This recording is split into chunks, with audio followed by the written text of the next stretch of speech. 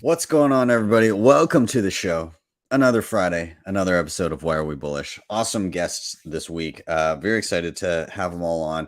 And I'm obviously still remote. I'm in Vancouver now.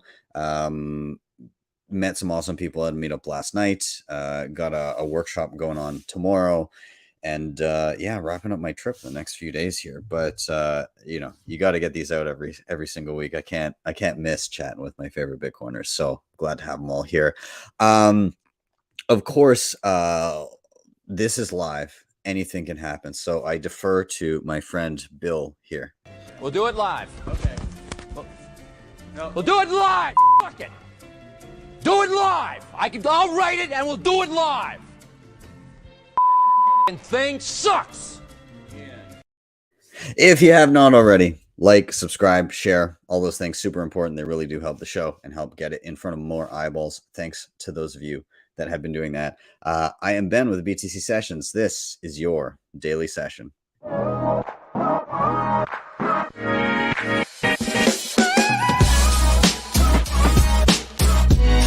HODLDee Bitcoin.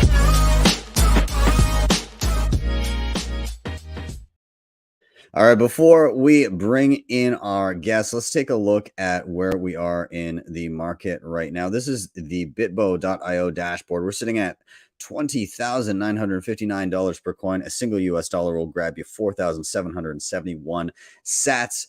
In terms of, 90.93% of all Bitcoin have been mined. And when you're looking at fees, up a little bit today, 35 sats per byte. Next block, that's the highest I've seen it in a while. If you're willing to wait an hour, though, considerably less, 3 sats per byte. So yeah, just keep that in mind if you're opening channels. If you got anything expedient to do, you can still set those sats per byte low, but use RBF or whatever you need to do there. Shout out to sponsors of the show, Shakepay.com if you're in Canada. Easy way to stack sats. E-transfers in and out, super simple, low, thin spread. If you sign up with the link down below after your first $100, they'll give you $30 for free. You get an additional $30 every time you refer a friend or family member with your link, and they do the same. You can shake your phone every single day for free sats, which, by the way, always when I travel, I fucked up my streak again, so I'm back down to 100 sats, which pissed me off. But hey, keep at it. Don't give up. Anyways, check them out. Links are down below. LEDN.io, you can use your Bitcoin for a ton of different things.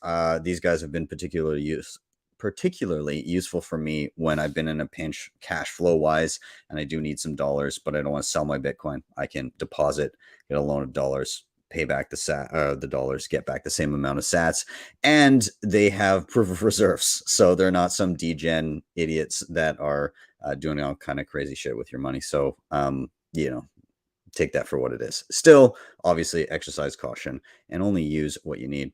Bitrefill.com, you can pick up tons of different gift cards for Bitcoin. So I'm living on a Bitcoin standard. This helps me a ton. I can pay via on-chain and via Lightning Network. I earn sats back as I shop. You can earn additional sats back with their referral program. And they just rolled out bill payments in the US. So check them out. They can help you get on that Bitcoin standard if you need it. Keystone, air-gapped hardware wallet goodness. Definitely big upgrade to the Bitcoin only firmware. Works beautifully with Blue Wallet, Sparrow, Spectre, all that kind of stuff. Awesome in a multi-sig. I've done lots of multi-sig alongside things like Cold Card, alongside things like Foundation Passport, Trezor Ledger, all that kind of stuff. But all of those things in a multi-sig are super awesome alongside Keystone. So check them out. And finally, if you're backing up any important hardware wallet, solid steel, paper, not so great. So BillFodl over at privacypros.io, you can get your seed phrase in solid steel, so you have some peace of mind against things like fire and water damage. So check them out. All that stuff is down below. I'm going to stop my rambling though, guys. It's been going on for too long. We need to get our guests in here. Very excited to have them all. We got D from CoinKite. We got Mr. Mark Moss. We got Mr. Svetski. Gentlemen, it's good to see you all. I'm so glad to have you. I think let's do a quick round of intros so that anybody that's unfamiliar gets acquainted. I'll start with you, D. Let people know who you are, what you do. Yeah, absolutely. My name's D, HODLDee on Twitter. I work for CoinKite. I'm their support specialist. So if you're emailing support with a question about shipping or how to use a cold card, stuff like that, I'm your man. Like I said, I work for CoinKite. So We sell the cold card. We sell the open dime, block clock back here, Sats card, tap signer stuff coming out very soon, stuff like that. Yeah, thanks for having me. Appreciate it. And yeah, thanks for having me on. Yeah, man. Hey, D, can you give me some support on my block clock? For some reason, it keeps losing the internet, on the Wi-Fi all the time. Oh, yeah. NVK says I have to switch to 2G or something. Yeah, I was going to say it might be your Wi-Fi. You know, it might not be the product, but I can send you a full list of stuff if you want. Love it. Let's turn this into a support call. I love it.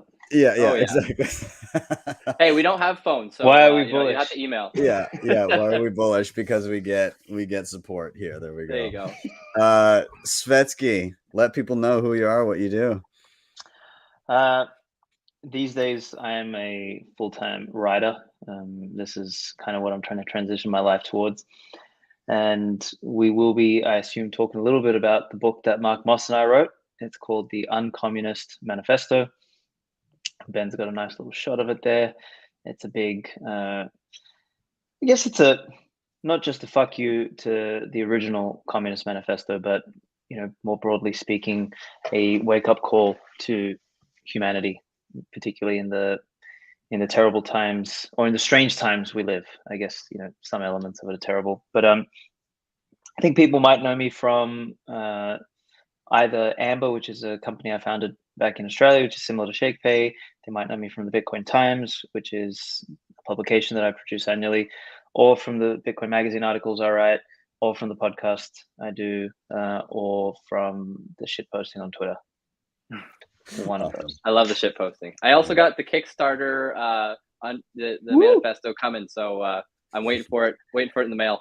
Yeah, man, it's I can tell you that so since we're on a support call here, oh yeah, perfect. It is with the fulfillment people. So yeah. Hopefully they'll be shipping out very shortly. That's all good.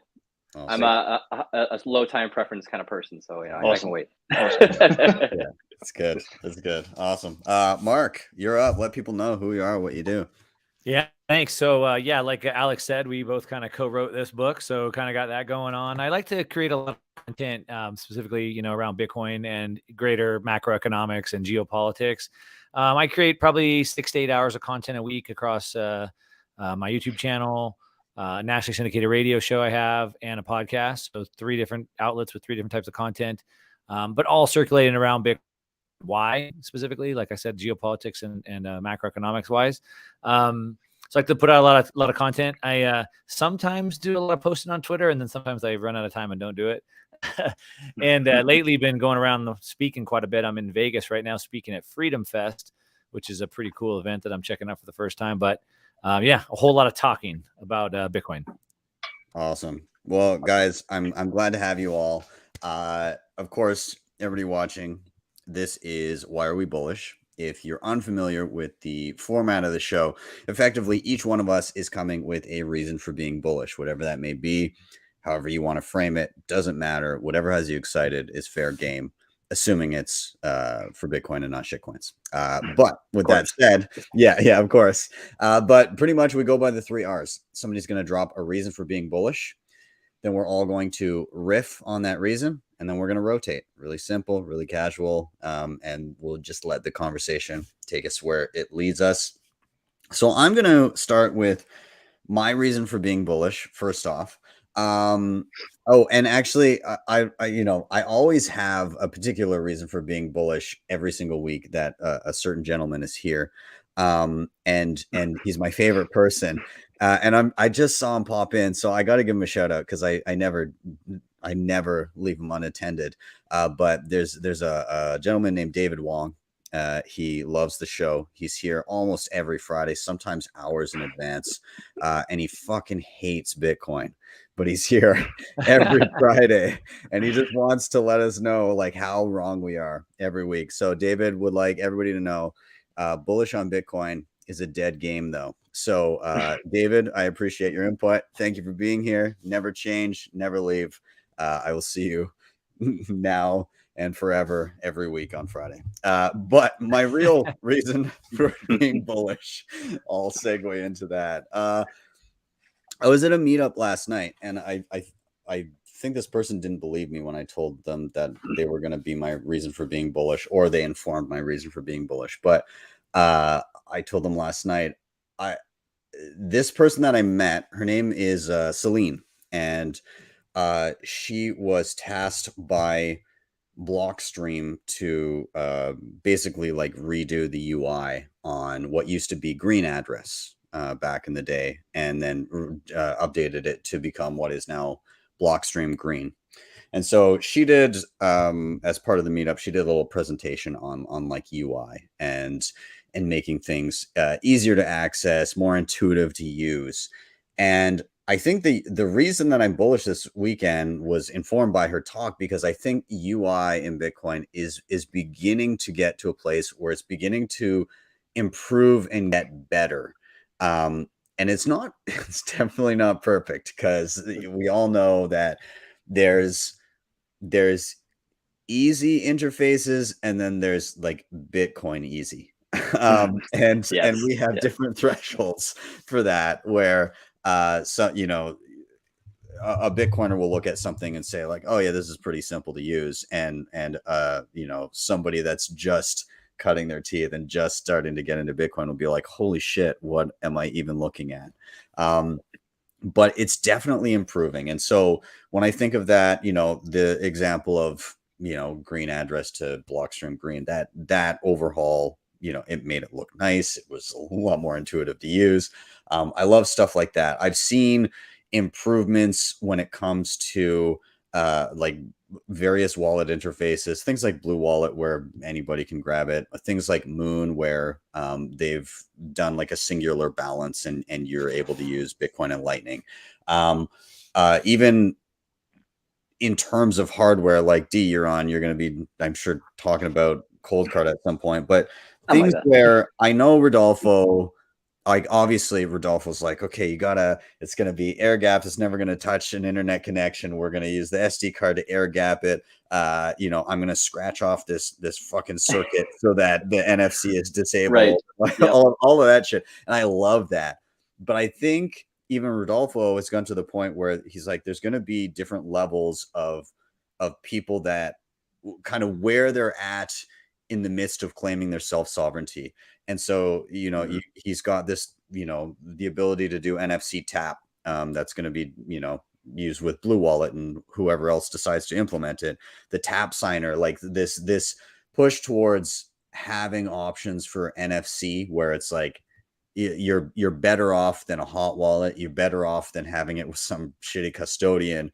And it's not as tinfoil hat as air gapped micro SD cards, but it's there, and it's a definite step in the right direction for somebody that wouldn't have done self-custody in the first place. So I see this developing in a lot of different places, and people starting to think about how do we package something to get more people claiming more of their self-sovereignty, even when it comes down to things like running a node. I know some people shit on Umbrel for the licensing in and around how you can use their software, but they've also onboarded a fuck ton of people to run their own Bitcoin nodes and start tinkering with their own Lightning nodes. And part of that is because they absolutely nailed the UI. Yes. And even if you don't like how the licensing around the software works, what they've done is effectively said, here's the bar of where it needs to be, where people will make that leap to run something like this. And now everybody who's saying like, yeah, but we want it more open, we want it, full open source software, all that kind of stuff. Well, now you have a threshold of kind of what that user experience needs to be like while maintaining that. And so you've got to meet that in order to start pulling users from that. And it's raised that bar for everybody. So in the end, I think it's a positive thing. I know that, Svetski, you've had experience with Amber and trying to make it as simple for people to self-custody their coins. D, you're dealing with it every day. You see the pain points of what users have trouble with and everything. So I think I'm just going to open it up to you guys. I'm going to say, what are your feelings around UI currently, where it's coming from and where it's going to, do you think we're at least headed in the right direction? So whoever wants to dive in, feel free. Yeah, I was just gonna touch on the point where you're saying that optionality, right?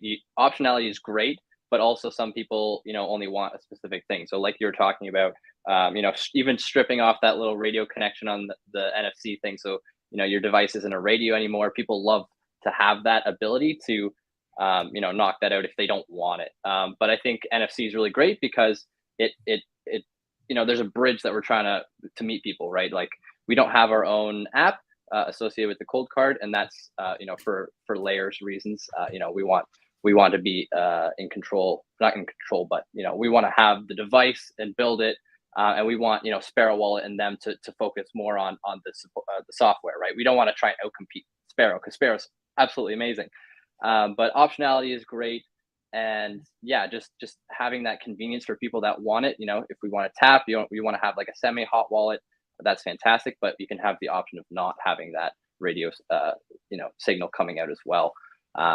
That's the goal, right? Because we got to bridge that gap somehow, and it is a little tricky, right? You want the best experience, but you also want security. So we don't want to sacrifice security for convenience. Is kind of what I'm trying to say. Alex, curious on your thoughts. Where are we right now? Yeah, I mean, we're moving in the right direction. So I've spent a couple of days now in Nashville here with Odell and Rod and the guys at the new Bitcoin Park. And I mean, if Bitcoin Park is an example of the UI for Bitcoin being enhanced, like this spot is schmick as hell. But today I was actually, just before this, I was at a workshop, and there was 2 products in particular. I mean, probably 3 even. Wiz got up and did a workshop on mempool.space. And I mean, you look at mempool.space, it's beautiful. Like, remember the block explorers that we had 3-4 years ago? Just like trying to figure out where your transaction is. Like they sucked. Mempool.space is beautiful, and the real emphasis on visualization and helping people actually see, like the mempool itself filling up. Like this has helped me explain how Bitcoin works better than just about any other tool from a conceptualization standpoint. So there's movement there. The other presentation was John from Zaprite, who's got that little invoicing app, and once again, fucking amazing. I watched him, and it was like nice and smooth. Create an invoice, get paid. So literally straight after that, I came back home, or came back to this shitty apartment, and and yeah, I set it up, created an invoice. I was like, man, this is once again schmick. And you see John's background is actually in user interface and design, so we're moving in the right direction. And then the third one was Voltage, and they're probably more on the user experience than the user interface, right? And they're making the ability to run your own node, particularly run your own Lightning node, better. So yeah, I think all of these things are moving in the right direction. And yeah, to shill Amber, as you said, like that was always our goal. And I think still to date, like Amber is one of the most world-class kind of apps to just buy Bitcoin. It's just so simple. It's got some cool automations, and it just makes that process nice and easy. Whereas, I mean, you look at the Binances and shit of the world, they're complete fucking, like, those guys have rammed everything in the kitchen sink. It's, into one platform. You don't know what the fuck is what. And I think, Bitcoin products and people are doing a good job at trying to, get this worked out. And I mean, Bitcoin is also the funniest. Like, we've got that buy the shift button and stuff like that. We're always like I fucking love trolling that. everyone. It's fucking hilarious. So, this is like I don't know. I think we are transcending just the easy to use for Bitcoiners, as you said, to easy to use in general. And in some cases, I mean, we may very shortly outcompete and get better than the the status quo that is like the traditional finance and everything, like the Stripes and the and all of that other world. I mean, we've probably still got a little way to go with a few things, but man, come 2-3 more years, I think it'll actually be way easier to do anything on Bitcoin than it is to do anything in the legacy system. And particularly, those idiots keep tying themselves in fucking knots anyway. Like, I mean, there is some good products out there. Like I use Wise, which is a kind of neobank out of England, and they're a great product. Like they started off as TransferWise, and it was they went after the Western Union business model, and now they're kind of like a banking app with multi currencies, and they've always been great. But they're getting tied up in red tape and bureaucratic regulatory crap and all this sort of shit. It was about a month ago. I tried to send just some dollars from my account to my trust account, and fuck, man, they hit me with like, who's the trust? Where's it going to? What's the money for? I was like, motherfucker, it's $1,000. First of all, go fuck yourself. And number two, like that money got locked up for 3 weeks. Like while they were validating the transaction, and you know what? I was actually sending it for a margin call. So lucky I ended up sending money elsewhere because I would have got fucking liquidated. So it's just like the legacy system is going to keep. While there is a lot of talented developers working on UI UX, the underneath what they're working with is one big fucking dumpster fire that is being red taped over by bureaucrats, whereas Bitcoin doesn't have that. And we've got to play catch up on the surface, but what we're working with under the hood is orders of magnitude better. It's it's an internal combustion engine versus a fucking horse and carriage. So yeah, I think a couple more years, 2025, we're fucking hell, like people will seriously have to be mentally deranged to be setting up a standard merchant app without whether it's a merchant app or an account, i.e. a Bitcoin wallet, etc. It's going to be so much easier. Yeah, 100%. Mark, what are your feelings on where we are, where we're headed? Yeah, a couple of things that were said there that I really like. So Svetski just said, in another 3 to 4 years.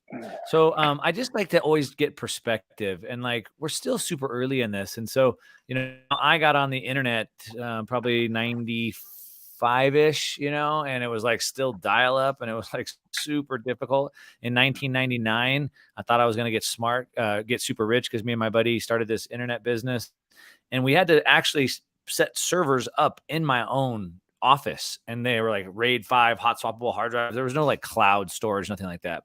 So it was very difficult. And I watched that whole transition, and it took a long time, and it was very difficult in the beginning, but it got easier and easier. And so I think we all have to be a little bit patient. And so Svetski said, a couple of years. I would also say that I think it already is pretty easy. I think you could download a Blue Wallet, receive and send Bitcoin about as easy as you could download Venmo, and probably easier. You could probably do it easier than you could download a Venmo wallet and send and receive Venmo. Because Venmo has way more KYC that you'd have to go through. So I think it's probably about just as easy. It's going to get easier. I see your favorite person, David Wong, here saying, I don't see any good reason to replace Visa or MasterCard. You don't need to worry about this mempool crap. And the thing that I would say about that, and it kind of you started out with saying, is that there's a spectrum of self-sovereignty that you want to take. And so I think a lot of times it's a mistake maybe to try to thrust all of this onto the new user right in the beginning. Hey, you should buy some Bitcoin. By the way, run your own node and manage the mempool. Where it's like, hey, how about download Blue Wallet and do a couple transactions, and then maybe figure out a hardware wallet, and then maybe figure out a node, and then like different levels of that. And so like the average person doesn't need to know about the mempool, and eventually they won't need to know about that at all.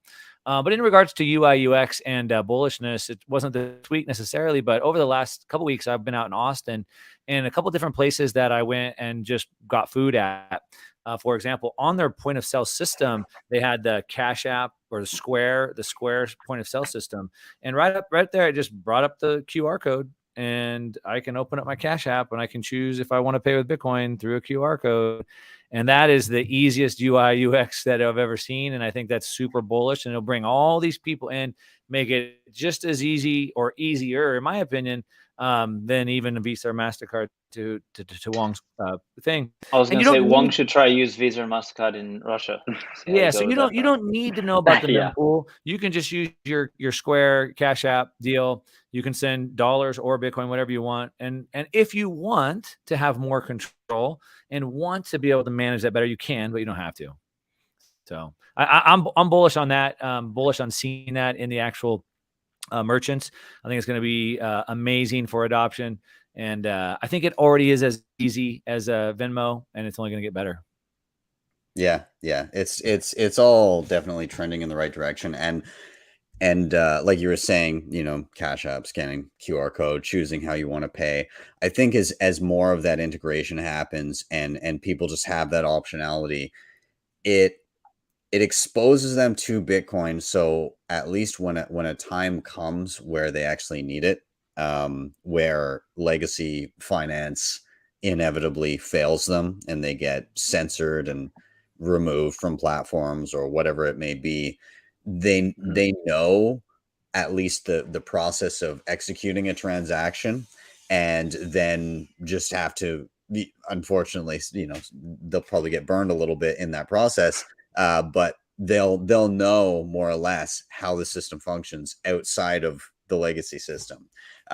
So the more kind of crossover we see there prior to that happening, the more quickly those people will be able to transition when they have to, which is fantastic. I love that. So with that, I'll wrap up this topic because I want to get to you guys. The guests are always the important ones. So there are obviously people in the chat. I'm going to thank you for all commenting. I'll be pulling up more of your messages as we move on, hopefully not distracting people on screen too much while doing that. But yeah, let's rotate. I'm going to toss it to D here and I'll just open it up to you. What are you excited about this week, man? What has you bullish? Yeah, absolutely. It's I guess it's a little bit more general than kind of this week, but I'm very bullish on education. You know, since getting in the space about 3 years ago, you know, going on Twitter, you know, books that people have been writing, stuff like that. I find that there's so much wealth of knowledge now than there was back when I even just got into it. So you know, like we had spaces. I think it's been about a year and a half now, and it's blown my mind, right? Like I want to be more of a reader. I have a few books here that I've purchased that I'm going to start reading a little more to get more in depth. But Spaces just alone is just a wealth of knowledge. And you know, listening to people like Svetski even earlier today, it was great. Just listening in. I think COVID really woke me up. You know, I invested a little bit in Bitcoin before, but it wasn't, you know, it was just money go up kind of thing. But once you kind of got down in the nitty gritty, you see all this stuff with, you know, COVID lockdowns, permission versus permissionless stuff. I think a lot of people woke up, especially in the past 2 years here. I obviously included. And if I woke up, then I think thousands of others have as well. You know, here in Canada, we've had a few issues with, you know, like I said, with our government and COVID wait, stuff. Wait, what are you talking about? What happened? Yeah, actually, it's great here. Yeah, I missed it. We're free. We're the freest country in the world. No, yeah. So I personally got affected by a lot of this stuff, and that's actually how I found CoinKite. You know, I got laid off from my job for a little bit there, and they were hiring, and you know, I love educating people. Was on Twitter a lot. So thankfully, MBK gave me the opportunity to help educate others. And so, like I said, I'm really bullish on the education part of all this. Like I said, there's so much knowledge and wealth of knowledge available nowadays than there was in the past. And yeah, so love it. That's why I'm bullish. Awesome. I'd echo that. I think education in the space has improved fully. I think one proof of that is this past bull run was one of the first times that I saw people coming into the space and more or less immediately, like there was a number of people that immediately went Bitcoin only. I hadn't seen that before, especially not at the pace of which it happened the past couple of years here. And I think that's just due to the fact that there's been time to cohesively put out to really distill down the thought process of why Bitcoin is different from everything else. And there's so many places that you can go. And while many people frame it with a lot of different metaphors and through different means, at the end of the day, the general message is the same. And I think when people experience that and they see all of these different narratives that kind of come down to the same message, the same general message, and then you look at the alternative, the ping-ponging narratives of why shitcoins are necessary, flip flop between, oh, we need it for this. Oh, wait, that Bitcoin can do that now. Well, we actually need it for this. And, this is a world computer, and now it's ultrasound money, and now it's whatever else. People notice those inconsistencies over time. And so people that have been around, they got to see a bunch of it.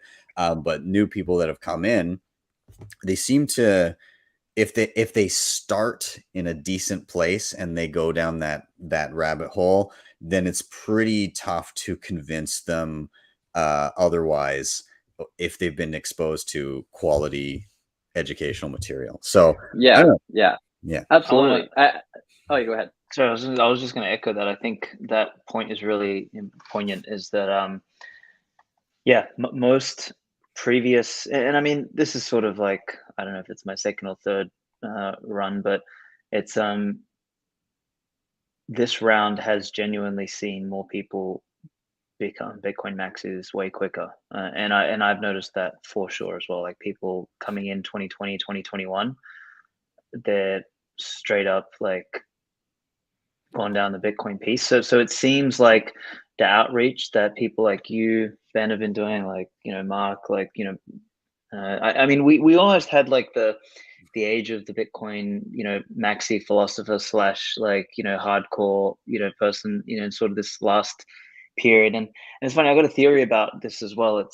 I think this class of Bitcoiners, the more recent one, at least, there's something different about them and kind of like the class of 2011, 2012, 2013 sort of thing. It's like, and I mean, I think, Ben, you're probably kind of 2013, 2014, I'm guessing, kind of in that range. Yeah. So the right before you, I think, and, the class was a bit different, which is they wound up on such a fat stack of Bitcoin because they bought it at $1. Like, it was like almost, luck, really. Like, and I know some of them had like genuine conviction and all of that, but by and large, like the Roger Vers of the world, like, I mean, he got it, but I mean, motherfucker, that guy's sitting on such a stack. Like, he didn't have to really work for a ridiculous amount. So I feel like if you came into Bitcoin, particularly, I know, Haas McCook, for example, back in Australia, like he started buying at 1,000, right? And he started going all the way down, and he had to like suffer through that first bear market and be called an idiot and all of that. So having to kind of live through a bear market, it does something to you, but also having to take a significant amount of your actual net worth. So like for someone to acquire an entire Bitcoin right now, I mean, that's like, it's a lot, man. You got to probably save up for a year, right? And maybe you'll get one Bitcoin, even at current prices, because you got to think about how much the cost of living has increased. Now, a couple of years back, maybe we would have been able to get 10 Bitcoin for like working your ass off for a whole year. And that kind of 1 to 10 or 10 to 50 sort of range seems to have created a kind of Bitcoiner that really had to put their balls on the line and go all in, and wasn't a huge income earner, you know what I mean? Like, because with $500 in 2011, you could have had 500 Bitcoin, that ain't going to happen now. Like, it's going to take a significant amount of effort. So I think there's something to be said about that, and the kind of education and content that has emerged from that, and therefore the kind of signal that has emerged from that, so that when new people are coming, there's something they can relate to. It's very hard for a person coming in 2020 or 2021 who has to buy Bitcoin at 60 grand to relate to someone who bought the Bitcoin at 60 cents. Like, it's a fucking completely different world. They just can't get that. So anyway, I think that's interesting. Yeah, absolutely. Mark, how about you? Yeah, I would say, I mean, back to the education. I mean, it's amazing the type of education that's out there. And I got in a little bit later in the class of, I guess, 2015, and there wasn't that much education. It is still somewhat amazing with the amount of education that we have, and everything from the philosophical take, you got the historical takes, you got the technical takes, you got all these different areas, depending on how you want to learn it. You don't see any education like this on any of the other 19,000 altcoins that are out there. No, it's all like, about not community. even, not even Ethereum, which, is probably, second biggest or whatever, Cardano, whatever. They don't have that education out there. It's weird to think about that they can still continue to grow. But yeah, it's easier than ever to get it, to grasp it. And it should make it easier for people to understand it and have that conviction, which I think, to the point Aleks is making, it has, because it's a lot harder these days. You can't just dumb luck your way into it. So super bullish in that. I think we still have the problem is, leading a horse to water, but can you make them drink? So it's like the information is there. Will they take the time to absorb it? But, each of us are doing it in a little bit of a different way, approaching it from a different angle. And, I'm a fan of individualism, and the more individuals we have that see different approaches, we're able to reach different people, and it's only continuing to grow, and we're able to build on top of each other. We're able to pull stuff out of the past and bring it forward again. And super bullish on that. Just before we kind of wrap this topic, I wanted to ask you guys a question in terms of your own education.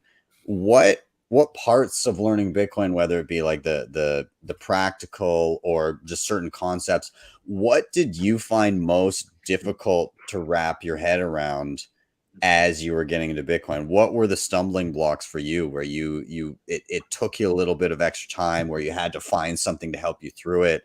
Did anybody have anything in particular that comes to the top of mind?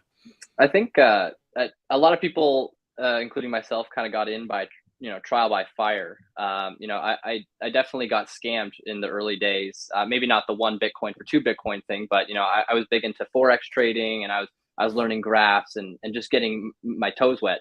And some guy was like, "Hey, let me help you out. Like, here, send me some Bitcoin. Like, decent amount." I'm like, "Oh yeah, sure, great. This is gonna help me trade. Okay, cool." And then obviously learned very fast about the immutability part and how you cannot get that back whatsoever. So that was definitely a really fast learn for me. Express ship there, because obviously lost a decent chunk of money, and it was very sad about that. But that really made me put my nose to the books and listen in onto lots of these things, and jump over to Twitter and kind of understand, like, what is this? Like, I just got scammed. Like, how do I, like, what is this thing? So that really, the trial by fire thing is definitely the best way, I think. But really unfortunate, obviously, because people lose money. But I think it's the best way. Hopefully use a little bit instead of a lot. But yeah, the cost of tuition, man. Exactly. Hey, yeah, it was cheaper than a year at college, so I guess it paid off, right? It's fair. Yeah, Svetsky, Yeah. how about you? What kind of stuff? Like, did you have anything in particular that took a little while? Something that was a challenge?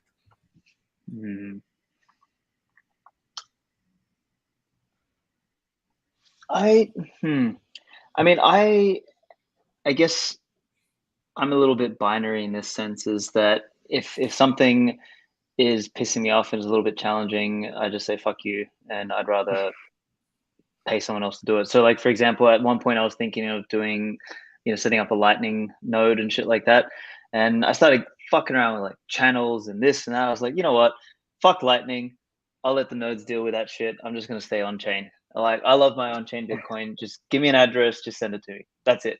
Fucking normal pleb here. Fucking, this You whole got to use channel my tutorial, balancing. man. It's only it's a solid hour and a half.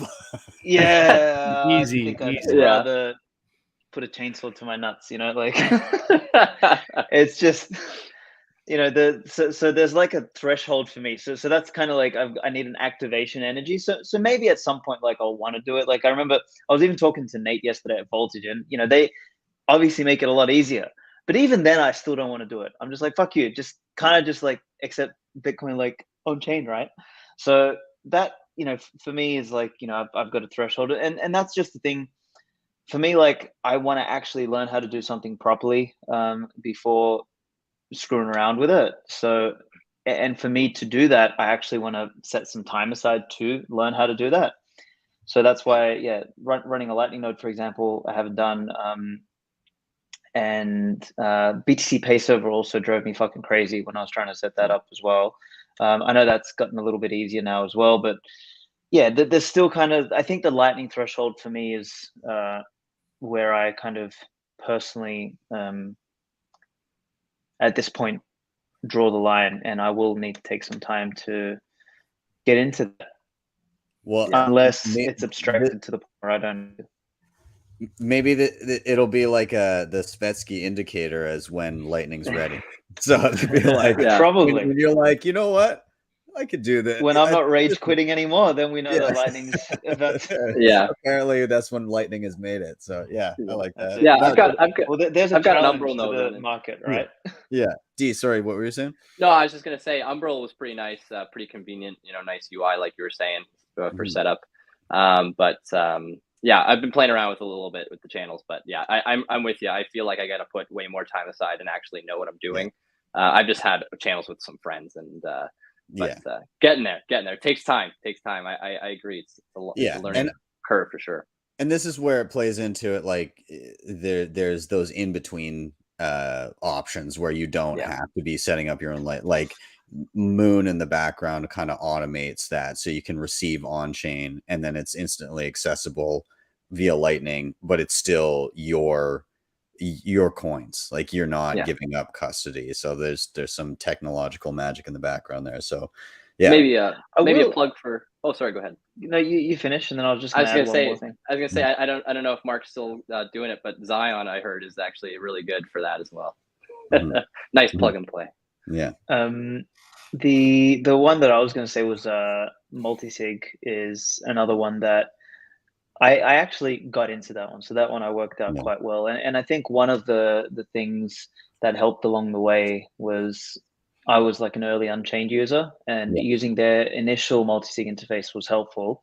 Yeah. And then extending that to using Caravan was quite easy for me. So then I've got this whole like elaborate multisig setup for my, the bulk of my stash, which, I mean, I can't even fucking get the shit out anymore, like without traveling to 10 different countries and finding all my fucking wallets and shit like that. So God can't touch my money. So I'm kind of safe in that sense. It'll be a cosmic joke if I never am able to touch the shit, but at least I know it's safe. Yeah. That's great. I love you can't get it, no one can. Yeah, that's it. Yeah. No, I think that's great. Oh, sorry. Mark, I'll let you tag in here. Yeah, I would say, what is it? Necessity is the mother of invention kind of a thing, right? And it's like we're all motivated by different things. And I would say for me in the education kind of path, I came into Bitcoin being a gold bug. And so I already got the money side of things, right? I already understood the fiat money system, the problems that it caused, the reason why we needed sound money. So I kind of got it from that perspective, which I think really helped out my education process. At this event I'm at right now, Freedom Fest, I've been talking to people about Bitcoin, and like they don't even have an understanding of money. And so it's like very difficult for them to even grasp Bitcoin because they don't even really understand how money works. But I did have that. So that was helpful for me. But probably similar to what Dee said, I didn't get scammed, but I did lose Bitcoin through a hot wallet on my phone. I lost money sitting in an exchange that disappeared out of an exchange. And so, unfortunately, I touched the stove and I got burned, and I had to learn to not touch that stove again. I still use some hardware wallets. The bulk of it I also set up on a multi-sig. I tried like heck to set up my own multi-sig. I watched plenty of your video sessions. Thank you for that. Tried to, get all that set up on my own, and, you got to download this and you got to verify this piece of code and make sure this is and I'm like, oh my gosh.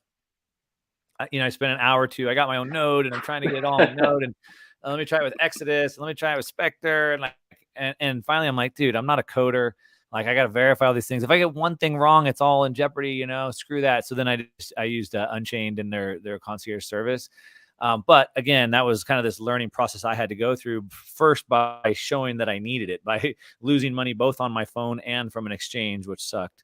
Not money, losing Bitcoin money. But then trying to go through this process like Svetski, a little bit rage quitting.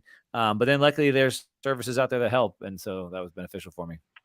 Yeah. I've got to say, like, hats off to Unchained and kind of what they've done there, because it's one of those things where, there's an element of privacy trade-off there, because Unchained will inherently know your balance by having a key in that multisig, but it's kind of one of those future services where you know, we've transcended giving up custody, and all you've given up is a little bit of privacy in exchange for somebody to hold a key so that you can fuck up pretty badly and still be totally fine. Like in a 2 of 3, you'd have a couple devices and a backup for each device. So you'd have 4 things, and you could literally lose 75% of all the important shit you had, and you'd still be okay. You could go to them and be like, guys, you won't believe how much I screwed up,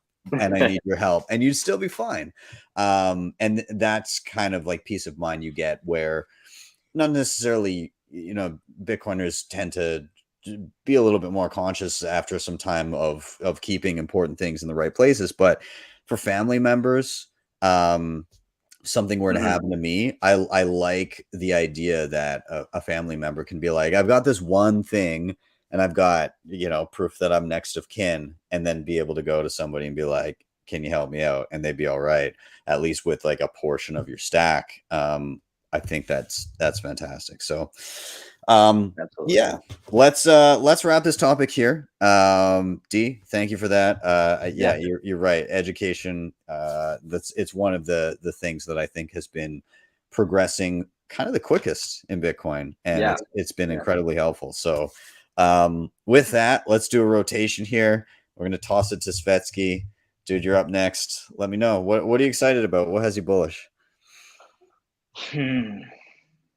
You guys both took like the 2 good things, you fucking pricks. Sorry.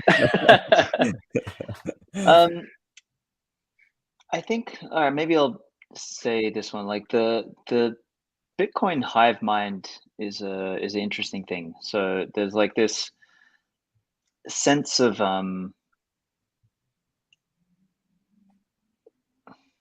can I put this in English that is understandable for Wong? He's my inspiration now.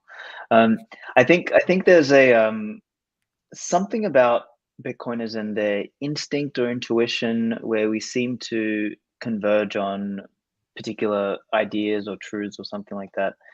That I don't know, we just seem to swarm, and we're all thinking about it at the same time. And I don't know if it's just like brain farts on Twitter that we subconsciously notice but don't notice, that kind of get us in the oh, hey, Yellow. That kind of get us on the same page, or if it's something deeper than that. But that seems to me to be a special part of, I guess, that's like a micro piece of a more macro group of individuals who are kind of interested in some higher order values. So maybe the way I'd extend this thought is, I'm trying to popularize a new meme, so you guys can help me. It's I'm trying to call Bitcoin responsibility go up technology. And you know, the whole NGU has been going off for a while now, and that's great, but it ain't so great when it's NGD and it's working the opposite fucking way. And you know, as much as we don't care about that, like the people that we've gotten into it, they kind of look at us as a bunch of morons for a little while, and they're like, well, you said this, but you know, clearly NGU tech is broken. And I think there's a more important theme going on here, which is this this reclaiming of individual agency and this reclaiming of individual responsibility. And the more I riff on this, the more I talk about it, the more I think about it, the more I believe that is like the fundamental underpinning for a free society, a free civilization, and of strong constituents in a civilization. So if individuals are supposed to be free, they must also be responsible, because if they're not responsible, you can't trust them to be free. And then you actually need to have a draconian society full of mandates and top-down control, because if you have a bunch of irresponsible kids running around, you get Lord of the Flies. And at the moment, the world is effectively it's kind of both the fault of the lemmings and the parasitic class, like simultaneously feeding off each other. Like the parasitic class thinking that everyone's too dumb to give them any responsibility, so they keep taking agency away, and then the lemmings kind of saying, well, fuck, you're already doing this much for me, so why don't you also do this and do this? And they kind of keep giving responsibility away. And what ends up happening is, the adaptability of humans is a double-edged sword. Like, we can adapt to more responsibility as individuals and actually build a free civilization, or we can adapt to less responsibility and therefore a cage. And I kind of noticed this in 2020, right? Like, if you asked me 3 or 4 years ago and said, you know what, in a couple of years, people won't be able to go to a restaurant without showing their papers and wearing a face diaper, I would have been like, get the fuck out of here, man. No one will degrade themselves to that level. Like, no one will drop their dignity and continue eating at that restaurant. That restaurant will go fucking bankrupt overnight. What happened? A couple billion people degraded themselves and literally walked into places with face diapers on and lowered their own sense of esteem, and adapted downward. They adapted fucking downward. They de-civilized themselves. They dehumanized themselves. And that's kind of the negative element of our capacity to adapt. So it's like, we either adapt by taking on more responsibility and we adapt towards freedom, or we adapt towards safety in a cage by giving up agency and responsibility. So I guess to tie this back to Bitcoin, it seems to me to be the only bright spot in a world that is too busy trying to point blame for everything on everyone else. And I don't care if it's the left, the right, the up, the down, or the around in circles, or the trans, or whoever the fuck it is these days. Everyone's pointing at everyone. And yeah, Bitcoiners do our fair share of pointing at everyone as well. Like, we, call everyone out, call them all scammers, and we're really good at that.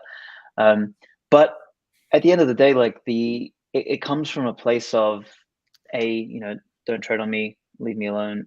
I want to own and control my own shit. And we actually are trying to become adults again. And I think the future of the world, and this is sort of where I'll try and close it, is like, those of us who can come out of this more responsible, more sovereign, more self-sufficient, I think we are fundamentally going to inherit the world. And those who do not, they're fundamentally going to inherit their own gulags. And who knows, they might not even fucking realize they're in a gulag. They might be fucking happy. They might own nothing and be happy and have no privacy and live in a technocratic panopticon. And I think, in a sense, civilization might have to bifurcate a little bit. And there'll be really interesting, cool people to talk to that, are relatively sovereign and self-sufficient, etc. And there'll be these other weird-ass fucking lemmings doped up on Soma and Netflix and Uber Eats and a subscription booster, and they're gonna do their thing. So I don't know, that makes me bullish on Bitcoin, and I'm glad we've got it. And I think that places us in a strong place for us, our children, our children's children. I love responsibility go up, because so up until Bitcoin, so few people were seeking that, right? Nobody was like, hey, you know what? I want more responsibility. I want to put forth the extra effort so that I have more freedom and I'm able to kind of steer my own ship. Everybody was on the train of, oh, you'll do it for me. And yeah, like you then kind of have power over me, but it's easier. I'll go that route. You've got an app for that. I can give you all my money and you'll just deal with it. You've got a fund, and it'll just come off my paycheck every month. And I don't understand any of where my money is going, but you say that it'll get me to retirement probably. And name your area. Nobody was seeking responsibility go up. Everybody was seeking responsibility go down. I want it done for me. I don't want any of it on my own shoulders, and I want easy bailouts if something goes wrong, not understanding the massive trade-offs that come with that.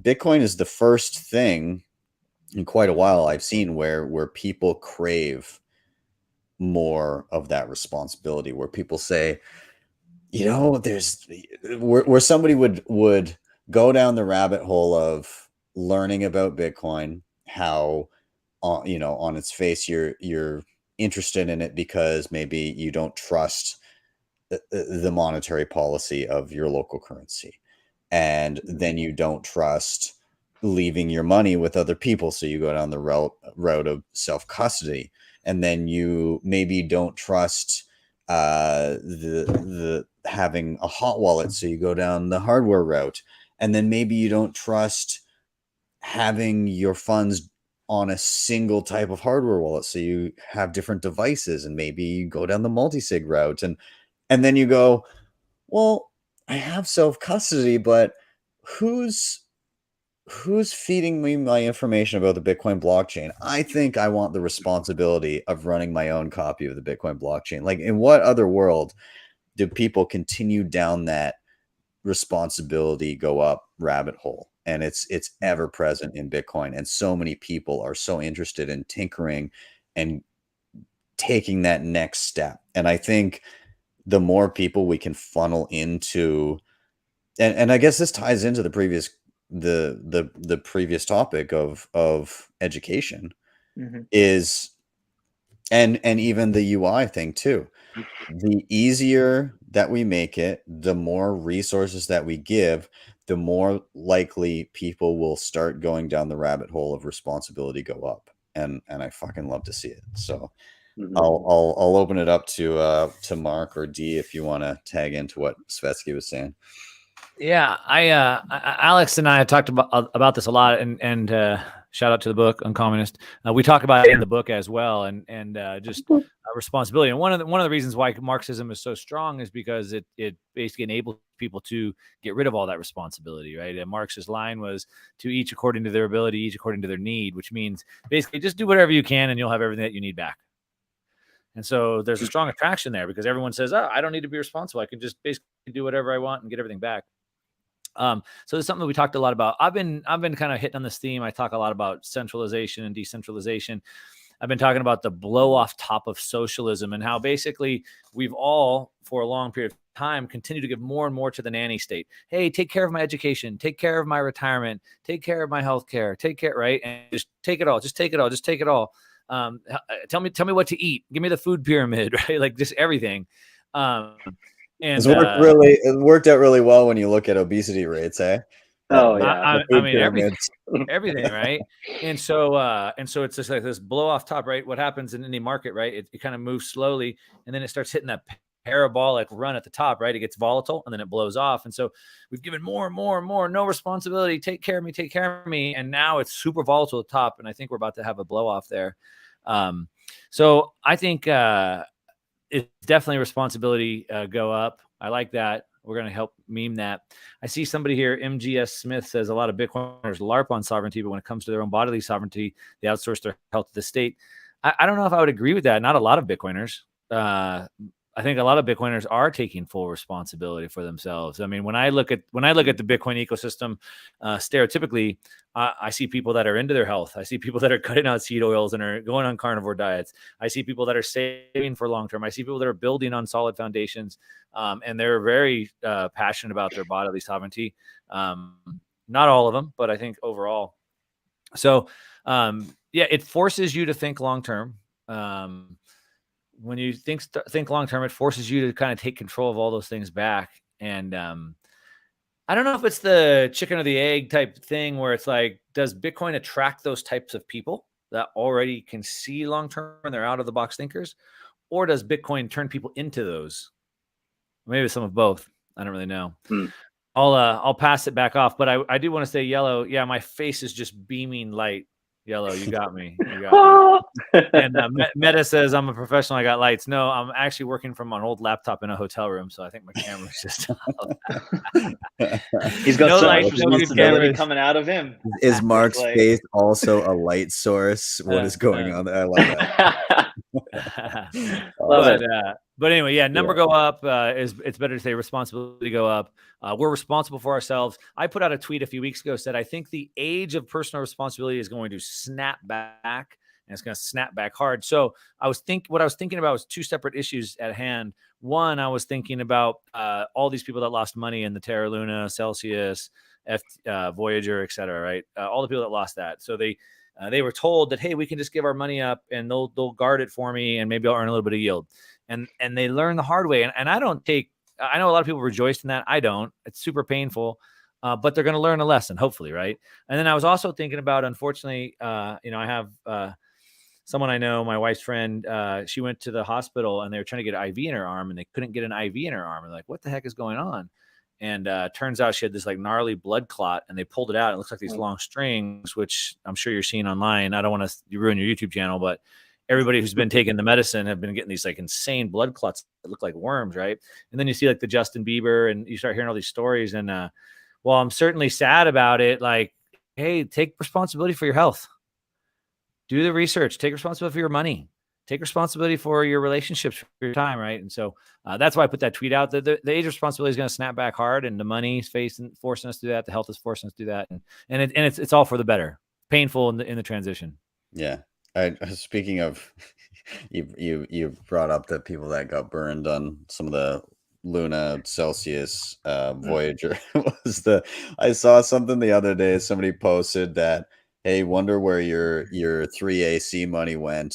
And they basically traced it back to it had been eventually invested into dick butt NFTs. Oh, so the money, if you wondered what happened to it, and they basically showed that, that one of the wallets managed by one of these people was literally owned a dick butt NFT. So that's a top signal. That's a top signal for sure. Yeah. D, you take it. Responsibility go up. What thoughts? Yeah, no, absolutely. I find it a little tricky sometimes though, because some people were kind of getting fired for not complying and stuff like that, and it wasn't exactly black and white, right? I mean, personally, like I said, I got laid off because of my decisions. I really wanted to take responsibility for my body and stand up for what I believe in. But it wasn't easy, right? Like, I mean, I needed money. I needed cash flow. I need to pay my rent. I need to pay my bills. So it's a little tricky sometimes, but I personally am glad that I did that. I agree. People need to take responsibility, and there is consequences for every action you take. I think Svetski said it best earlier. It says, we don't have adults anymore. We have a bunch of overgrown fucking children running around that have given up all their agency to institutions. And I fully agree. It's again tough because I think I'm walking around living with a bunch of lemmings, as you say. Like, do I have to like move to the forest? Do I need to get out of this country? Like I want to make change in where I live, but I find it a lot harder nowadays than what I thought back then. It's a little tricky. And I know Ben and I, you're talking about Jagmeet Singh calling on the feds to give Canadians like $1,000 for groceries ASAP, and you're like, well, why don't we just let it happen? And then we know that Bitcoin's going to come sooner because there'll just be more liquidity in the system, right? It's just Bitcoin's a black hole. So it's definitely something that I think about a lot, and it's I struggle with because it's going back, right? People are losing jobs because of what they chose to do, and it's just a little tricky sometimes because people got to pay the bills, right? So I feel for those people, and I've talked to a lot of people that have a few shots or whatever, and said, hey, I kind of stopped. I've done a lot of research now, and things are coming out, and whoa, like holy cow, what's going on here? I'm gonna maybe ease off on these boosters every 6 months or whatnot. So thankfully, there's that at least. People are learning. And back to Svetski's point about people putting diapers on their face and going to a business. If they didn't have those rules in place, then they would get closed. Their shop would be shut down because they weren't complying with their government. And I think that was absolutely insane. Thankfully, that kind of got maybe not brushed off, but people got angry. And I think that dial, like Mark was saying, kind of we saw a lot of pushback with that, thankfully. But for a while there, we were down a deep, dark path, and it was on a global scale, and it seemed like there was nowhere to run. So I'm thankful that we're at least past that, and we have some more people that have had their eyes open and woken up. So I wanna just quickly say one more thing is how Bitcoin seems to really stand apart from shitcoins. There was that guy who calls himself the Wolf of All Streets. I don't know what the fuck his name is, but there was a tweet from him the other day saying, "Oh, Do Kwon really fucked us," and I couldn't help but just reply. I was like, "Bro, you fucked yourself. Do Kwon just gave you a bigger dildo, and you just enjoyed using it, and now took it. you're unhappy about it." You know what I mean? Like, because like straight away, the shitcoin is like someone else. Like, man, we've been telling you that Luna was a Ponzi from the beginning. He didn't, like, you fucked yourself over. It's just that you just wanted easy money or quick money or free money. Like, and I mean, they're all the same. Like, you know, proof of stake is another example of just another machination of the the absolvement of responsibility. It's all the same shit, and it's just I don't know. Like, I can't help but think that civilization splits into two. And I said this before on the spaces. I think D was in there. Is we're gonna have Homo Bitcoinicus and Homo Lemmingus or Homo Hystericus. Right. I don't know, whatever the fuck we're gonna call these weirdos. But like, we're gonna split into like responsible adults and basically Wally. Sheep. That's it. Sheeple, lemmings. I don't know what else to call them. I want a movie about that. I want a movie about like a Wally style person like coming, like having that orange pill moment, and then like the work that they have to put in to change their frame of mind, to change their health and their physique and everything coming out of that, and relearning how to Be a live. human. I think that'd be an incredible short story or something. I think that'd be a fun one. If anyone's interested, hit me up. Like, I'm writing full time now. Actually, one thing I do want to start writing is I want to get into fiction. So who knows, maybe I'll put a script together if someone wants to help me turn it into There needs to be more Bitcoin related cool. fiction. I would fucking Totally. love it. I think it's an underexplored way of conveying stories, and I think some of those visions of like a future split of society, or how Bitcoin pans out for people who gravitate towards it versus don't. I think there's so many interesting schools of thought there of what may come to fruition. It would just be compelling to watch and read stuff like that. So yeah, I challenge out there to anybody who's diving down that rabbit hole. So let's do one final rotation here. That was an awesome. I'm glad that we went down that rabbit hole. That one was a fun one. So Yeah. Thanks, Aleks, for that. Let's dive over to Mark. Mark, you are up. Let us know, why are you bullish? What are you excited about? Well, I think bullish this week, right? Whatever time frame, I'm not gonna discriminate. Yeah. So well, I think it fits into why I'm bullish overall, but also why I'm bullish this week. So I have my high powered lights on my face with my professional equipment. I'm actually just on an old laptop in a hotel room here in Las Vegas, where I'm speaking at an event called Freedom Fest, which I hadn't really heard of before. They asked me to come out here. There's a few thousand people that have shown up for this, and they're here for freedom, just Freedom Fest. So Rand Paul's here speaking, is cool. There's a lot of medical guy, the James O'Keefe from Project Veritas. You got Dr. Malone and Del Bigtree, some medical freedom people, just freedom people.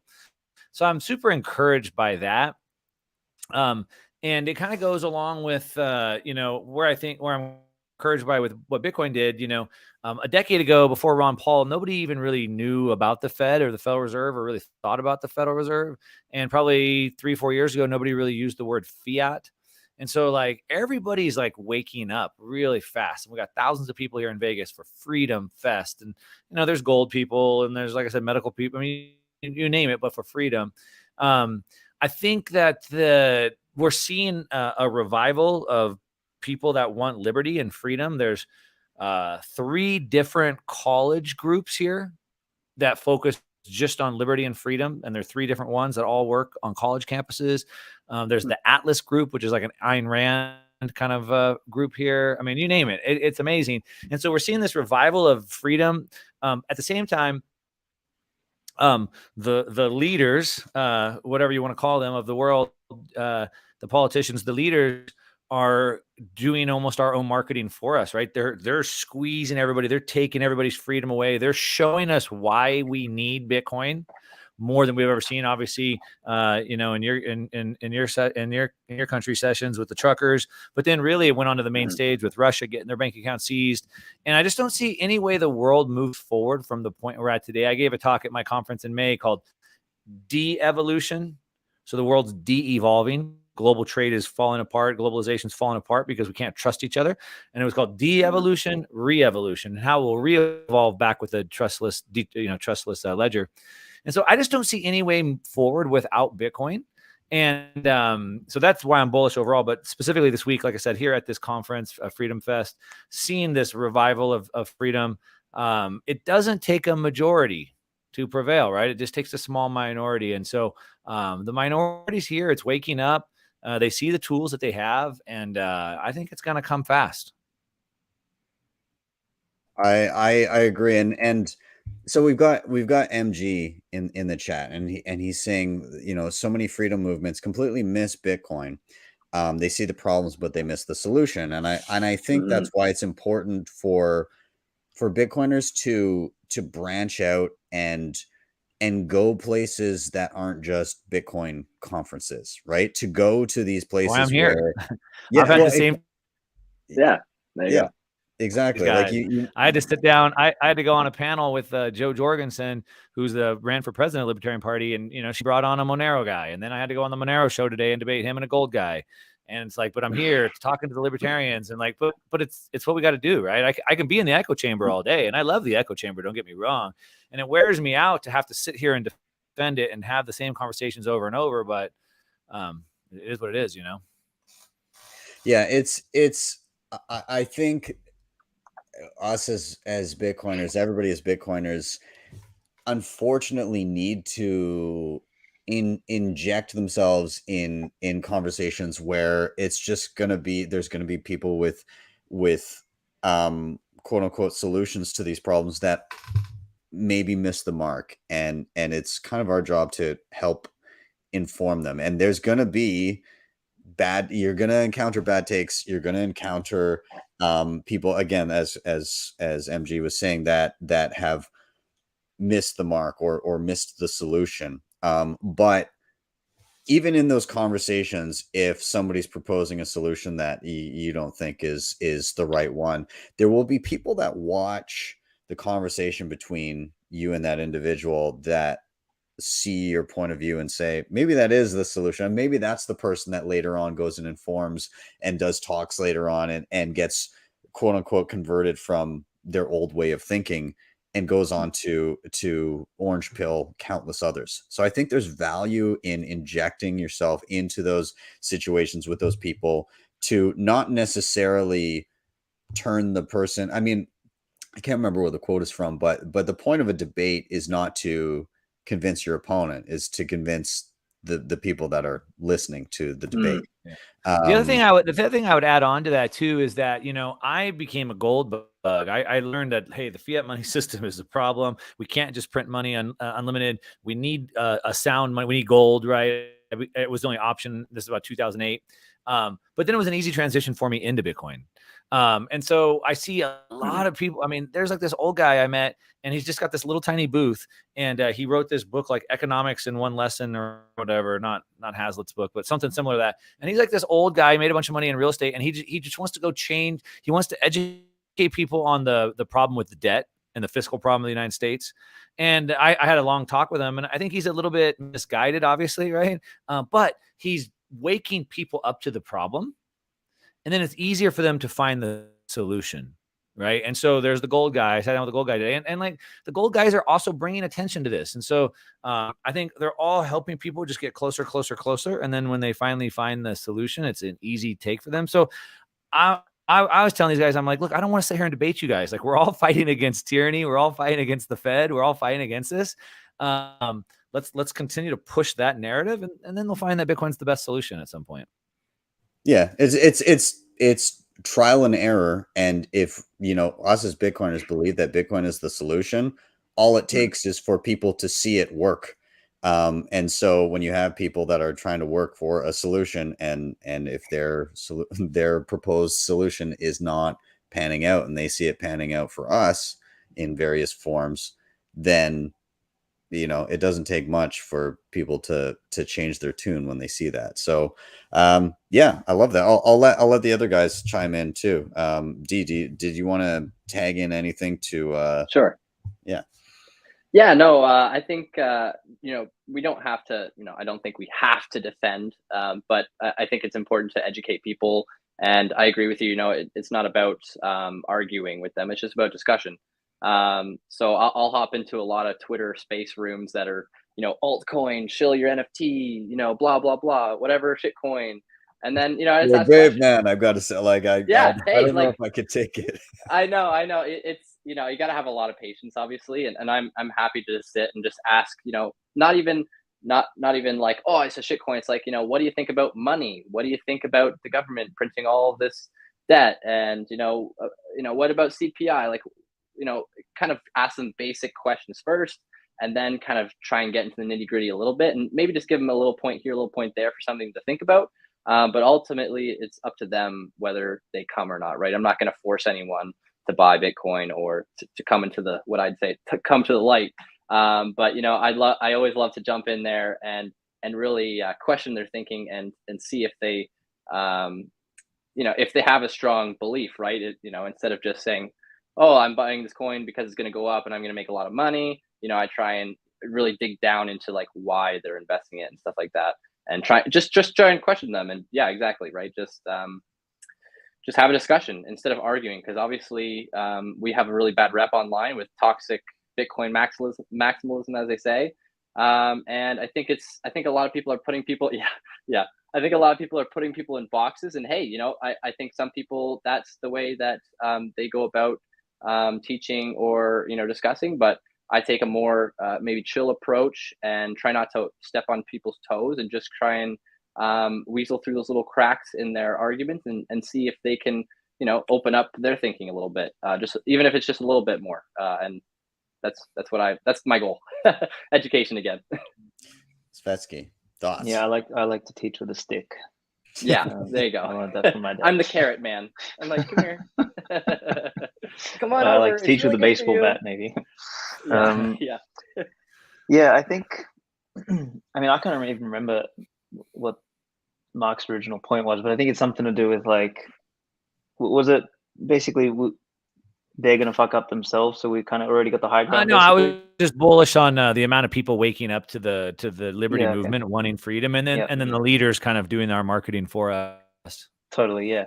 So yeah, there's a classic Sun Tzu saying, which is, you know, don't interrupt your enemy while they're kind of, and I'm butchering this, but it was something along the lines of, don't interrupt your enemy when they're doing their job for you, right? So they're like, if they're out there defeating themselves, don't stop them.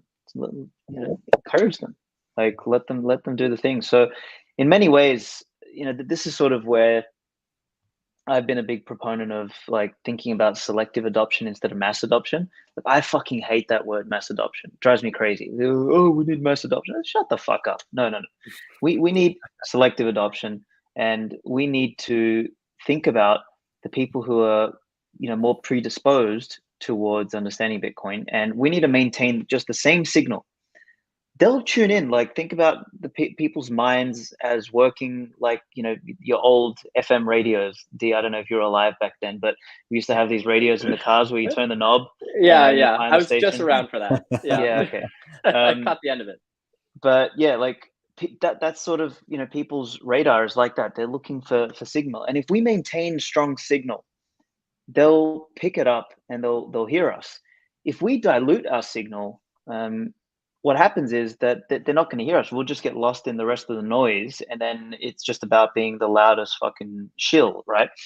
And I really learned this from reading Isaiah's Job, which is an essay written in the 1930s, which apparently inspired everyone from Rand to Rothbard and all this sort of stuff. And it was basically Francis Puleo got me onto it, and this is where I got the theming of the remnant from. And in there, he basically makes the case for, like, the remnant are the small percentage of people who actually change the world, and the way to communicate with them is to never dilute your message, to maintain signal. And out of 100 people that walk by and hear your message, 99% won't care or won't listen or would ignore you.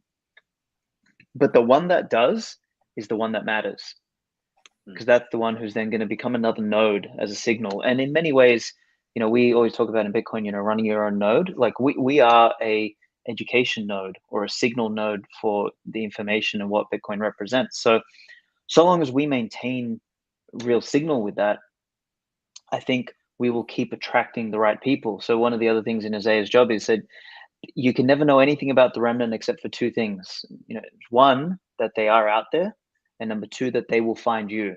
And he makes a point of, don't go out looking for them and trying to like sell yourself and position yourself for them, because they will instinctively know that it's not genuine. Like you've got an angle. Just say what you have to say. Be true. Maintain signal. And this is what I think real good Bitcoiners are good at doing. Like we might not have 1 million fucking followers. Like, Plan B was a perfect example of someone who was a fake fucking Bitcoiner, positioned himself, sold a fucking story, and, got 1.2 million followers, and now is shilling some fucking second-rate app or whatever he is, trying to monetize his audience, right?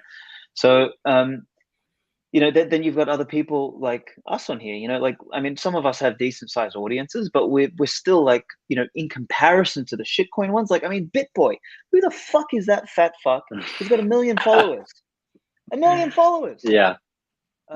Whereas Mark, he's like pumping out 8 hours of like solid content every week, and his, 80,000, like, an order of magnitude less. Likewise, YouTube sessions, like, you've been fucking pumping this stuff. So, but we've got 80,000 loyal followers, not 800,000 or 1 million fucking lemmings that are just here one moment to make a quick buck and go on the next. And I think that piece for me is really important. So we win because we have the high ground. We need to maintain signal. And as the enemy continues to fucking destroy everything they touch, because they do, like, you don't have to stop a statist from fucking destroying the state, because that's just in their job description. They will push people our way. And now we've got the high ground. Some people are smart enough to go and climb up the high ground and come join us. The others are dumb enough to drown when the flood comes, and leave them. Don't go and try and save the people who want to drown, because they're going to drown you as well. So that's kind of one piece that I wanted to mention. And then to the second piece, I think you mentioned this, Ben, was about speaking to other audiences that are peripheral. And I really think that's what we've done with this book. And I think that's going to be the most important impact of this book, is that this wasn't a Bitcoin book, but to be honest, it's a fucking Bitcoin book.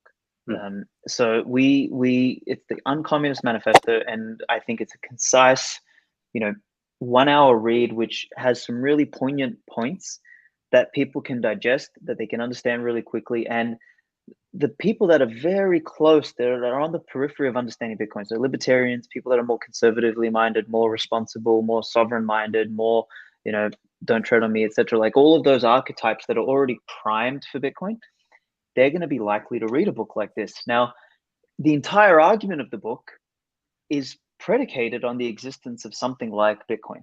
And I think we did, not to blow smoke up our ass, but I think we did a fantastic job of saying Bitcoin without saying Bitcoin. And there's like a little section in there about Bitcoin. I think it's like a page and a half. And that's all we needed to say.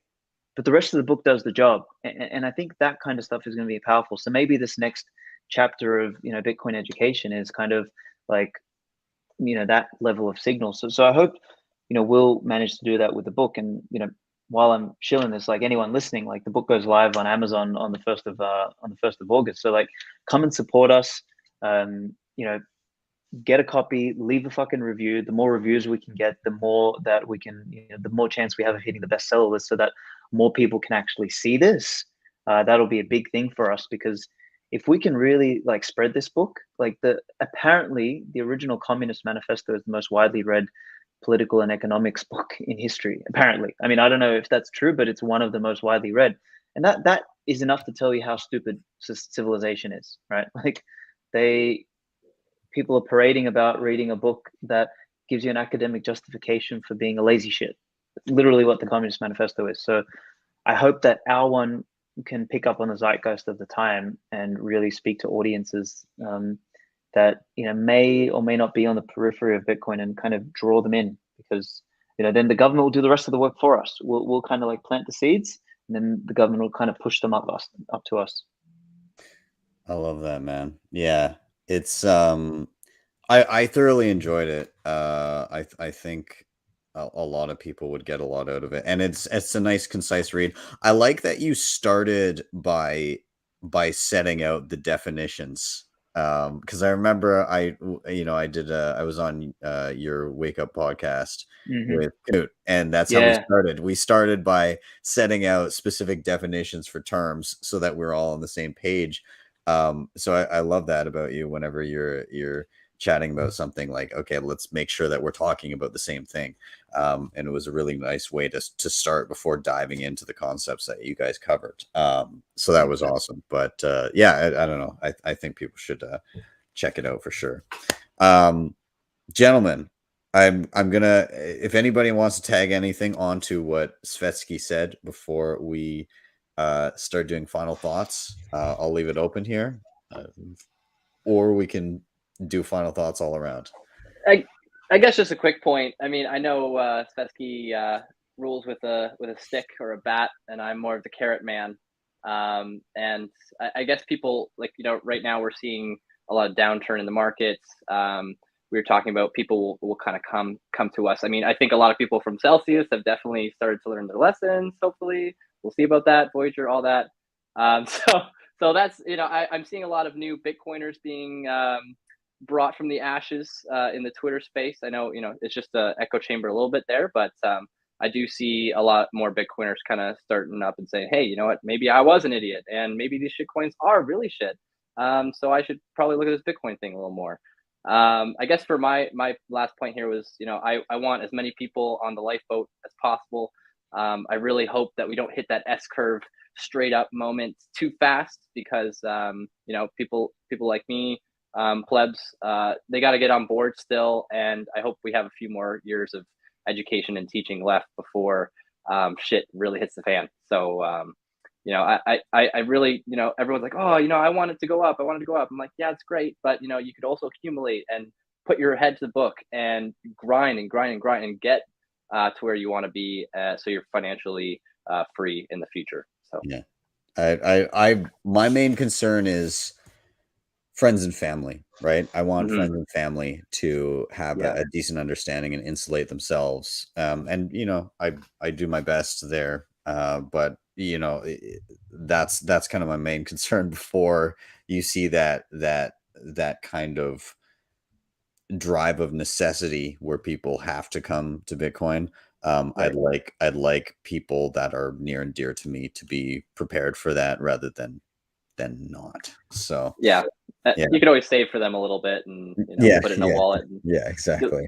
Yeah, absolutely. Begrudgingly have some sats set aside for them. Yeah. You're welcome. I told you so. yeah. So no, it's absolutely, and yeah, I don't know. We'll see how it plays out in the coming years, but I think we're in a decent position, and I as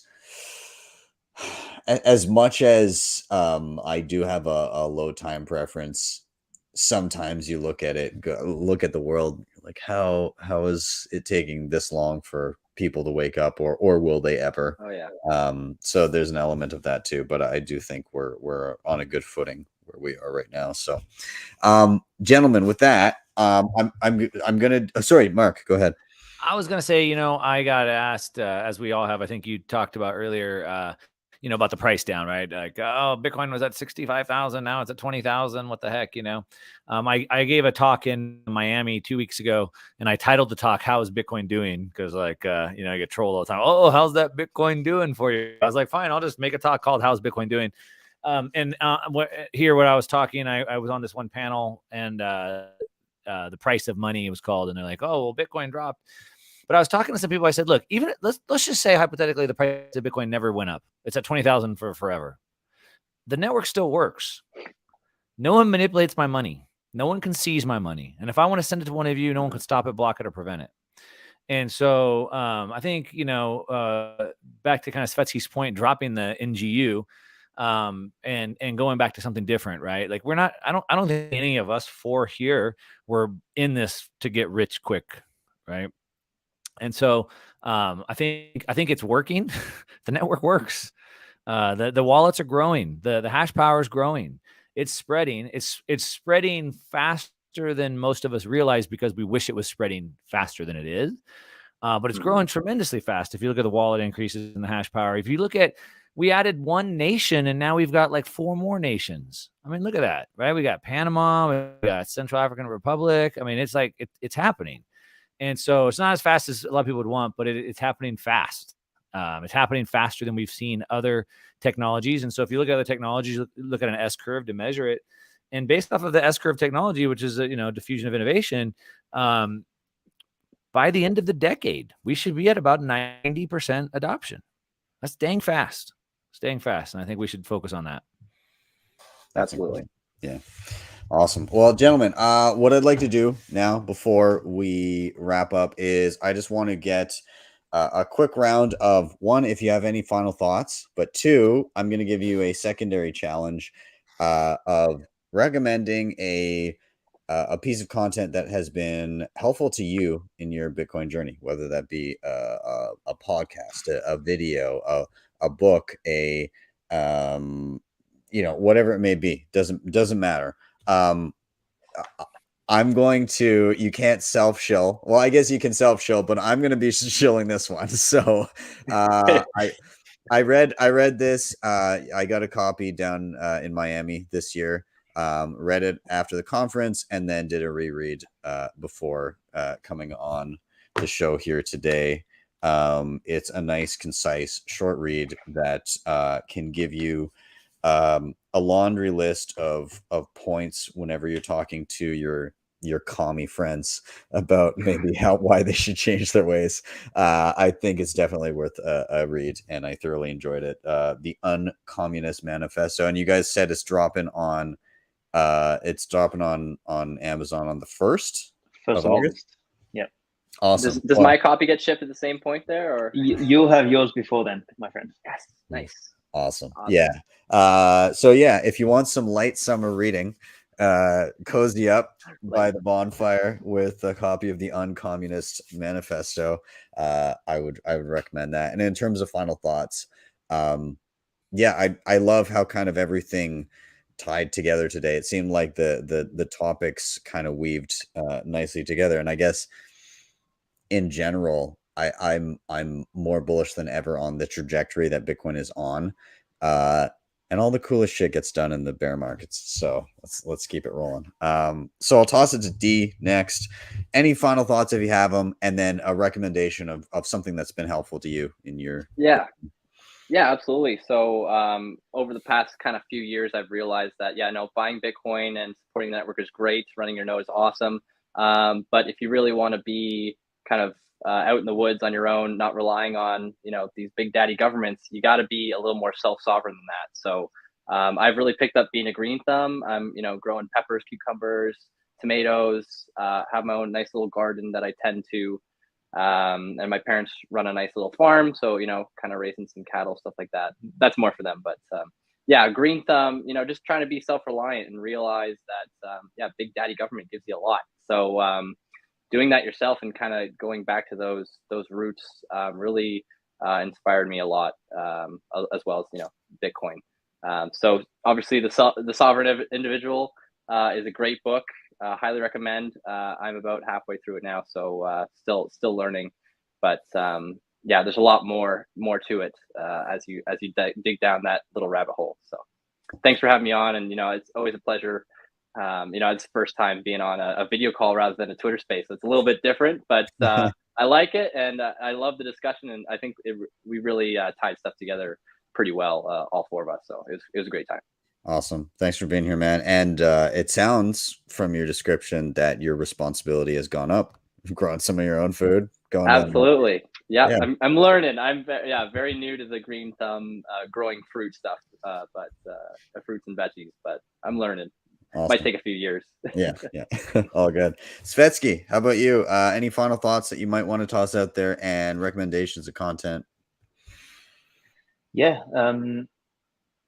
First of all, thank you for having us on and helping show the book. I think this turned out to be like I was completely unprepared. So I think this, as you said, the conversation really fed into itself really nicely. So that was really good. Recommendation. I mean, I can't help but recommend Atlas Shrugged to everyone, as I do a lot. And I recommend it always in Audible format because I think fiction is best consumed by listening to it. You just close your eyes. Like you'll never want to turn your TV on again because I mean, 95 to 2005 was the golden era in film, and basically tape it off very quickly outside of that. And film today is like, if you really want to stab yourself in the fucking eyeball, go watch a Disney film or something like that because everything is so bad, man. I can't handle modern film. And I've always been a film buff. So it's unfortunate how bad everything is. So anyway, if you want something good, like that's fictional, but that is actually happening in real life, like if you want to see someone who basically nailed everything 70 years ago, Ayn Rand's Atlas Shrugged is quite possibly the most, like if we were given one book to keep and had to burn every single book on the planet, I would keep Atlas Shrugged. It's a tough call, but it's the only book I would keep. I think it's the most important piece of text ever written. A lot of people are going to get triggered by me saying that, but I'm sorry, fuck you.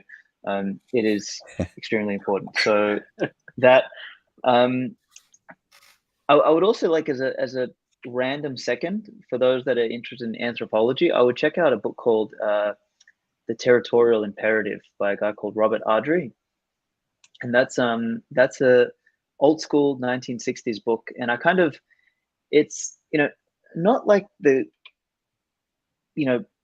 soy-lent bug-eating anthropology of modern times written by the Yuval Hararis of the world, who he wrote Sapiens and everyone like fell in love with him and the guy's a moron.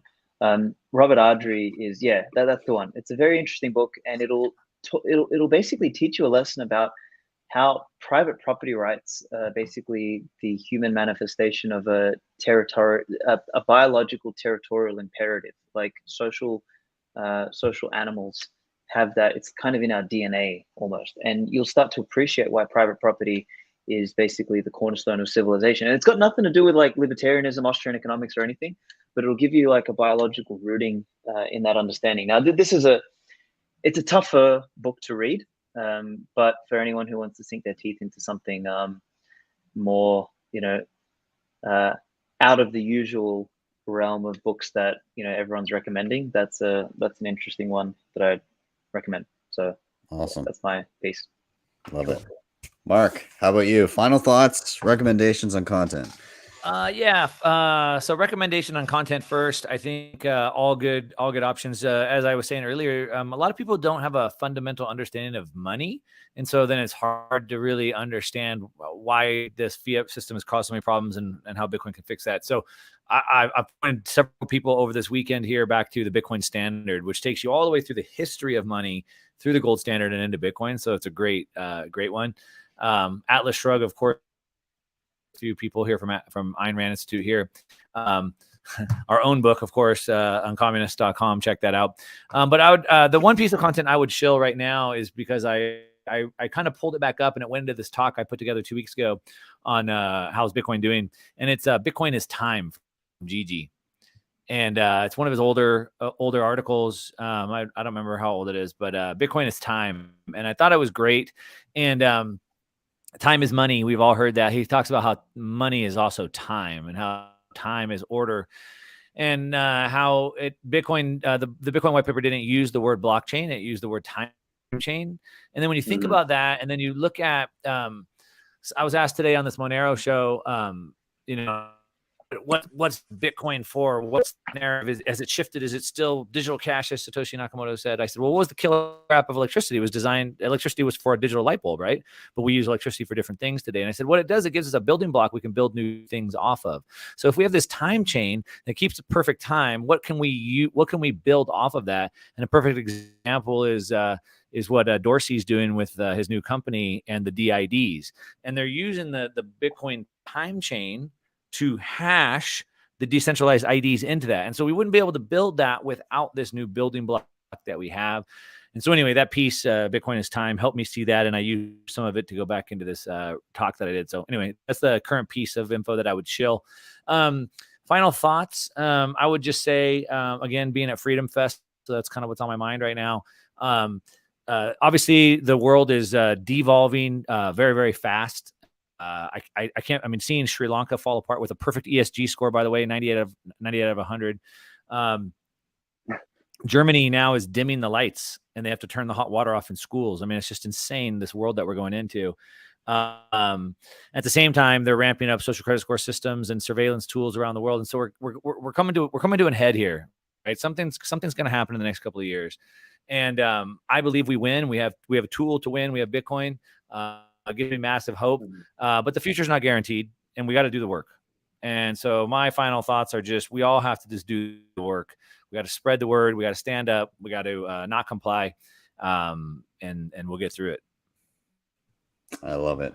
Excellent way to wrap here. Gentlemen, thank you so much for your time. I really appreciate it. I really enjoyed this conversation. Glad that we could all get together. And everybody watching, all their Twitter handles are in the description down below. Give them all a follow and you'll be able to find everything and anything that we talked about today, and everything that they're working on. So, yeah, gentlemen, thank you so much for being here, and you're welcome back anytime, of course. Thanks, Ben. Thank you. Appreciate it. Thanks, guys. All right. Thanks, everyone. And everybody watching, thank you so much for being here. I really appreciate everybody that came out and all of the comments and everything. You're all awesome. Again, as I said, all these guys, all of their Twitter handles are in the links down below. Give them all a follow. Check out what they're doing. Check out that book. Check out CoinKite, all that stuff. Awesome. As always, please do like, subscribe, share, all those things. They really do help. They help get this in front of more eyeballs. So if you've been digging the show, then yeah, you can check that out. If you want to help the show in another way, you can hit up the previously mentioned sponsors down below. Shakepay, LEDN, Bitrefill, Keystone, BillFodl. They're all down there. And finally, if you really liked what you saw, you can always hit me up with a Bitcoin tip at my Strike page. That's strike.me/BTC sessions. Get there, you type in any amount you like, you hit the tip button, you'll be greeted with a Lightning invoice, or if you tap the arrow to the right, you'll see a regular Bitcoin QR code. With that, I'm out. Those of you that are in Vancouver and you're going to be hitting up the workshops tomorrow, I will see you there. So very looking forward to that. If you're in Vancouver as well, I think afterwards we may be going out for a beer or something. So if you're out on the town, check out Twitter. We'll figure something out. But anyways, thank you guys so much. Have a great weekend. And yeah, I'll see you guys next time for your daily session.